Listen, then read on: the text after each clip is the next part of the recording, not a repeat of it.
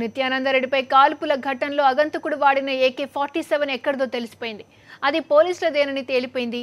గత ఏడాది ఫిబ్రవరి 3న గ్రే హౌండ్స్లో కనిపించకుండా పోయిన వెపనే కేబీఆర్ పార్క్లో నిత్యానందరెడ్డిపై కాల్పులకు వినియోగించినట్టు తెలుస్తోంది. గ్రే హౌండ్స్ లో కోల్పోయినటువంటి వెపన్ అని చెప్పి మిస్ అయినటువంటి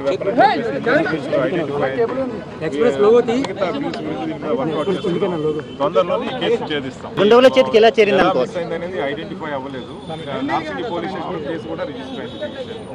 అక్కడ జరిగినటువంటి సంఘటనలో ఈ స్కఫ్లు అయ్యి ఒకరిని తోసుకోవడము, ఓవర్ పవర్ చేసే ప్రాసెస్ లో ఆ gun it went off into the air, గాలిలోకి రౌండ్స్ వెళ్ళిపోయినాయి అన్నట్టు. సో ట్రిగర్ మీద చేయి పడి ఉంటుంది దాంతో. సో ఆ విషయంలో మనము ఇన్వెస్టిగేషన్ చేస్తున్నాము. ఎలా జరిగింది, ఎవరు చేశారు అంటే తొందరలోనే బయటపడతారు. ఇదే విషయంపై కేబీఆర్ పార్క్ దగ్గర నుంచి మరింత సమాచారాన్ని మా కరెస్పాండెంట్ రాజేష్ అందిస్తారు. రాజేష్, చెప్పండి, ఇప్పటివరకు AK-47 ఎక్కడి నుంచి దొరికిందో ఇప్పటివరకు సస్పెన్స్గా ఉంది, కానీ అది క్లియర్ అయిపోయింది. అది గ్రే హౌండ్స్ బలగాల్లో మిస్ అయిన AK-47 అని తేలిపోయింది. దీనిపై పోలీసులు ఏమంటున్నారు? కాల్పుల ఘటనలో పోలీసులు కొంత పురోగతి సాధించారని చెప్పవచ్చు. దుండగులు వాడినటువంటి గన్ ఎక్కడి నుంచి వచ్చింది అనే దానిపైన స్పష్టత వచ్చింది. ఏదైతే సంఘటన స్థలం నుంచి సేకరించినటువంటి స్వాధీనం చేసుకున్నటువంటి AK-47 గన్ గత ఏడాది 2013 ఫిబ్రవరి 3వ తేదీన మిస్ అయినటువంటి గన్ను, దుండగుడు వాడినటువంటి AK-47 గన్ను ఒకటే అని పోలీసులు నిర్ధారించుకున్నారు. ఇదే విషయాన్ని హైదరాబాద్ సిపి మహేందర్ రెడ్డి కూడా వెల్లడించడం జరిగింది. ఆ గన్ గత ఏడాది మిస్ అయినట్లుగా కూడా మహేందర్ రెడ్డి వెల్లడించారు. అయితే గ్రౌండ్స్కు సంబంధించినటువంటి టీం వైజాగ్లో కూంబింగ్ ఆపరేషన్ నిర్వహిస్తున్న సమయంలో అసిస్టెంట్ కమాండెంట్ శ్రీనివాస్ అనే వ్యక్తి, ఎవరైతే అసిస్టెంట్ కమాండర్ ఉన్నారో ఆయన ఈ గన్ను వాడినట్లుగా తెలిసింది. అయితే ఆ కూంబింగ్ ఆపరేషన్ నిర్వహిస్తున్న సమయంలో AK-47 వైజాగ్ అడవుల్లో మిస్ అయింది. దానికి సంబంధించి అంటే వైజాగ్ అడవుల్లో మిస్ అయినప్పటికీ గ్రౌండ్స్ కార్యాలయం హెడ్ క్వార్టర్స్ హైదరాబాద్లో ఉంది కాబట్టి హైదరాబాద్ నార్సింగి పోలీసులకు ఫిర్యాదు చేసినట్లుగా తెలుస్తుంది. అయితే డిసెంబర్లో AK-47 గన్ మిస్ అవ్వగా ఫిబ్రవరిలో పోలీసులకు ఫిర్యాదు చేసినట్టుగా తెలుస్తుంది. దీనిపైన కూడా కొన్ని అనుమానాలు వ్యక్తమవుతున్నాయి. ఇక అక్కడ మిస్ అయినటువంటి గన్ హైదరాబాద్కు ఏ విధంగా చేరుకుందనేది పోలీసుల ముందున్న ప్రధాన ప్రశ్న అని చెప్పవచ్చు. AK-47 గన్ వైజాగ్లో మిస్ అయితే అది ఎవరి చేతిలోకి వెళ్ళింది, ఏడాది పాటుగా ఎవరి వద్ద ఉందనే దానిపైన పోలీసులు దృష్టి సారించారు. మావోయిస్టుల చేతుల పడిందా, లేకపోతే మాజీ మావోయిస్టుల చేతికి AK-47 గన్ చిక్కిందా, లేకపోతే దొరికిన ఎవరికైతే అడవుల్లో గన్ దొరికిందో వారు అగంతకులకి ఎవరికైనా డబ్బులకు ఆ AK-47 గన్ను అమ్మివేశారనేది పోలీసులు ఆ కోణంలో కూడా ప్రస్తుతానికి దర్యాప్తు చేస్తున్నట్లుగా తెలుస్తుంది. అయితే మాజీ మావోయిస్టులే నిత్యానందరెడ్డిని డబ్బుల కోసం కిడ్నాప్ చేసేందుకు ప్రయత్నించారనే కోణంలో కూడా ఇన్వెస్టిగేషన్ కొనసాగుతుందని చెప్పవచ్చు. ఎందుకనంటే సంఘటన స్థలంలో జరిగినటువంటి పెనుగులాట కావచ్చు, నిత్యానందరెడ్డితో అగంతకుడు మాట్లాడిన ఆ తీరు కావచ్చు, ఇవన్నీ చూసినట్లయితే డబ్బుల కోసమే నిత్యానందరెడ్డిని కిడ్నాప్ చేసేందుకు ప్రయత్నించారనేది ప్రాథమికంగా ఇప్పటి వరకు ఉన్నటువంటి సమాచారం ప్రకారం తెలుస్తుంది. ఎక్కడికైనా తీసుకెళ్లేసి అతన్ని కిడ్నాప్ చేసి నిర్బంధించి డబ్బుల్ని కుటుంబ సభ్యులకు ఫోన్ చేసి డబ్బుల్ని డిమాండ్ చేయాలని చెప్పేసి అగంతకుడు భావించినట్లుగా ఉంది. గత కొంతకాలంగా కూడా దీనికి సంబంధించి రెక్కి నిర్వహించారు. ఏదైనా ఒక పారిశ్రామికవేత్తను కిడ్నాప్ చేసినట్లయితే పెద్ద మొత్తంలో ర్యామ్సామ్ అమౌంట్ దొరికే అవకాశం ఉంటుంది అని చెప్పేసి భావించి నిత్యానందరెడ్డిని కిడ్నాప్ చేసేందుకు ప్రయత్నించారా అనే దానిపైన ప్రస్తుతానికి పోలీసుల ఇన్వెస్టిగేషన్ కొనసాగుతుంది. నిత్యానందరెడ్డి కూడా ఇదే విషయాన్ని స్పష్టం చేశారు. తనకు ఎవరితో వ్యాపారపరమైన విభేదాలు లేవు, నన్ను చంపాల్సిన అవసరం ఎవరికీ లేదు అని చెప్పారు. కాబట్టి దీనికి సంబంధించి ఇప్పటికున్న సమాచారం ప్రకారము ఇది కిడ్నాప్ వ్యవహారం అయి ఉంటుంది. కిడ్నాప్ కోణంలోనే పోలీసులు ఇన్వెస్టిగేషన్ కొనసాగుతుందని చెప్పవచ్చు.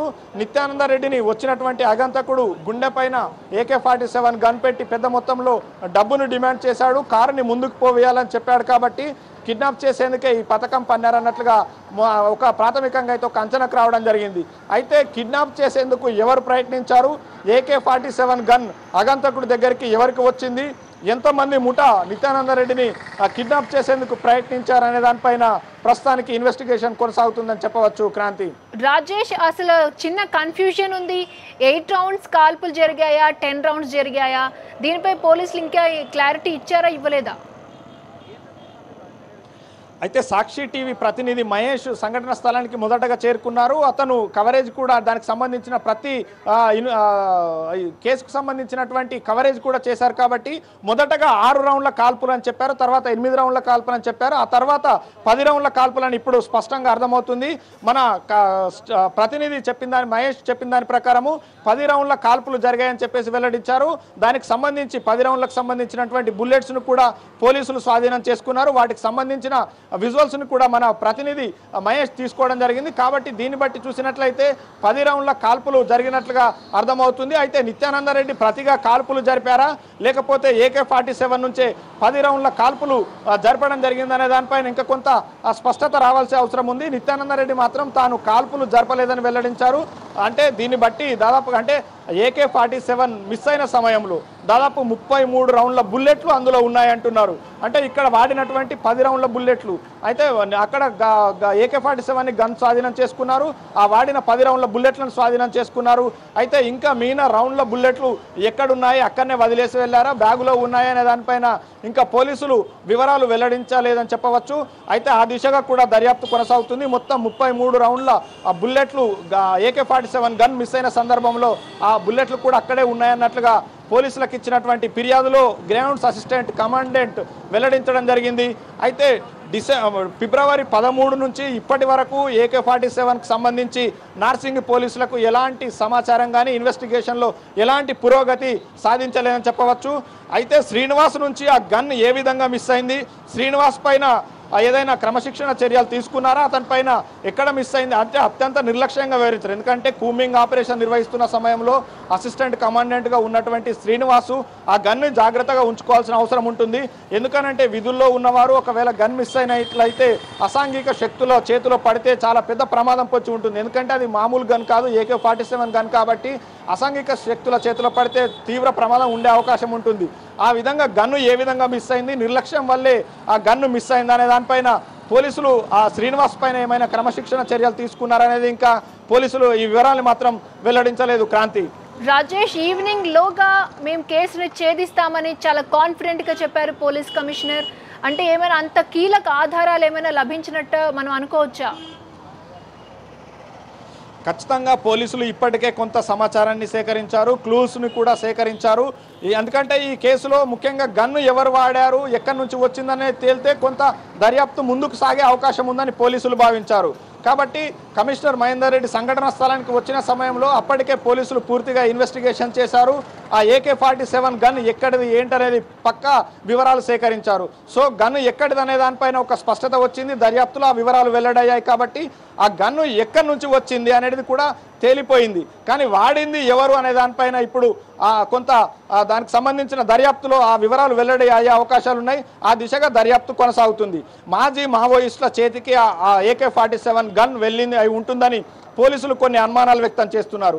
లేదంటే ఇంటర్ స్టేట్ గ్యాంగ్స్ ఏదైనా ఆ గన్ ఎక్కడైనా ఎవరి దగ్గర నుంచి అక్కడ పోలీసుల వద్ద మిస్ అయినటువంటి గన్ను వేరే ఎవరికో చేతికి వెళ్తే ఆ గ్రామస్తులు కానీ ఎవరైనా ఆ AK-47 అసాంఘిక శక్తులకు అమ్మారా అనే ఈ రెండు కోణాల్లో ప్రస్తుతానికి పోలీసుల దర్యాప్తు కొనసాగుతుందని చెప్పవచ్చు.